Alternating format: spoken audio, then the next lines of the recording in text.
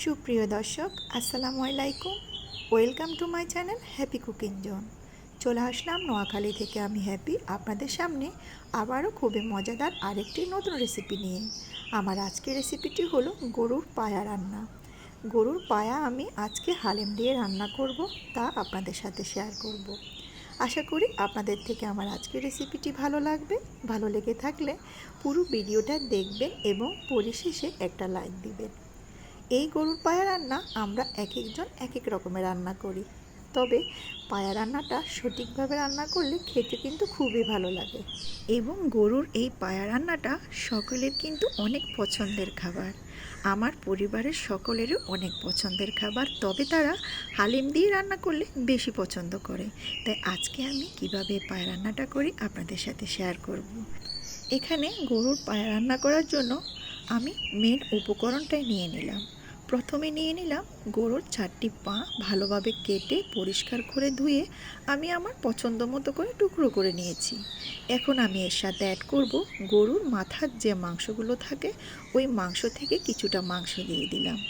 পায়ার সাথে এভাবে মাংস দিলে খেতে ভালো লাগে, পায়ার টেস্ট অনেকটাই বেড়ে যায়। এখন দিয়ে দিব কিছু বাটা মশলা। দিলাম আদা রসুনের পেস্ট, সরিষার পেস্ট, তারপরে ধনিয়া এবং জিরার পেস্ট, হলুদ বাটা, মরিচ বাটা দিয়ে দিলাম একসাথ করে।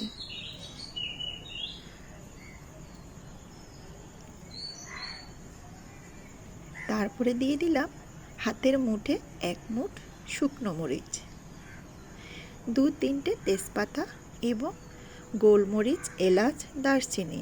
এখন এর সাথে অ্যাড করব 3 টেবিল চামচ গরম মশলার গুঁড়া এবং 1 টেবিল চামচ চাট মশলার গুঁড়া, 1 টেবিল চামচ জায়ফল জয়ত্রী গুঁড়া।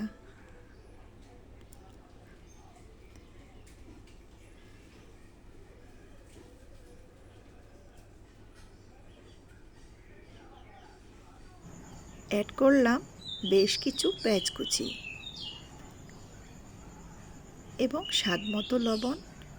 সমস্ত মশলার উপকরণটা দেওয়া হয়ে গেলে হাত দিয়ে ভালোভাবে পায়াগুলোর সাথে মশলাগুলো মিশিয়ে নিতে হবে।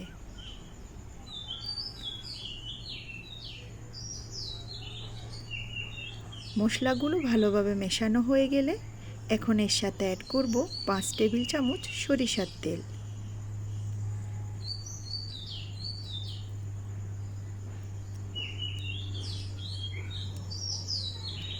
তেলটা দিয়ে এখন আমি এর সাথে অ্যাড করব পানি।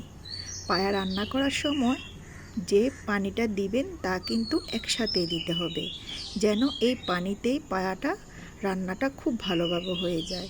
আর যদি আপনি ধাপে ধাপে পানিটা দিয়ে পায়াগুলো সিদ্ধ করেন তাহলে কিন্তু পায়া খেতে একটু ভালো লাগবে না। তাই এখানে আমি একসাথে পানিটা দিয়ে চুলায় বসিয়ে দিলাম রান্নার জন্য। একটা ঢাকনা দিয়ে ভালোভাবে ঢেকে দিব এবং চুলার আগুনটা বাড়িয়ে 2 ঘন্টা পর্যন্ত এই পায়াগুলো আমি রান্না করব। আর কিছুক্ষণ পরে পরে ঢাকনাটা উঠিয়ে একটু নেড়ে দিতে হবে। আমি প্রথম অবস্থায় চুলার আগুনটা একদম বাড়িয়ে দিয়ে ভালোভাবে জাল করে নিয়েছি। তারপর মিডিয়াম আঁচেই কিন্তু বাকি রান্নাটা আমি শেষ করব।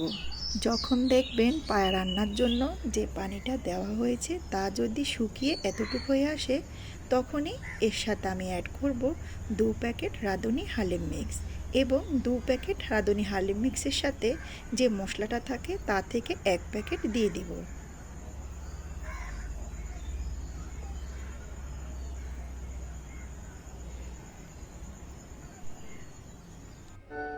দেওয়া হয়ে গেলে এখন আমি ভালোভাবে নেড়ে দিব। এই পর্যায়ে কিন্তু কিছুক্ষণ পরে পরে নেড়ে দিতে হবে, নয়তো কিন্তু হালিমগুলো তলানিতে লেগে যেতে পারে। রান্নাটা যখন প্রায় শেষের দিকে তখন এর সাথে অ্যাড করব 1 চামচ টেস্টিং সল্ট এবং উপর দিয়ে কিছুটা পেঁয়াজ বেরেস্তা। আপনারা চাইলে টেস্টিং সল্ট দিতেও পারেন, আবার নাও দিতে পারেন, তবে টেস্টিং সল্টটা দিলে খেতে আর একটু বেশি ভালো লাগে। আমার রান্নাটা কিন্তু প্রায় শেষের দিকে। দেখেন তো দেখতে কেমন হয়েছে, খুবই লোভনীয় এবং খেতে দারুণ মজা। এরকম পায়া দিয়ে হালিম রান্না করে আপনি সাদা রুটি বা চালের রুটি বা নান রুটি দিয়ে খেয়ে দেখবেন, খুবই মজা লাগবে। তবে আজকে আমি চালের রুটি দিয়ে খাবো। জানি না আপনাদের থেকে আমার আজকের রেসিপিটা কেমন লেগেছে। যদি ভালো লেগে থাকে অবশ্যই আমাকে কমেন্ট করে জানাবেন, একটা লাইক দিতে ভুলবেন না। আর যদি কোনো ভুল হয়ে থাকে তাহলে কিন্তু ক্ষমা দৃষ্টিতে দেখবেন।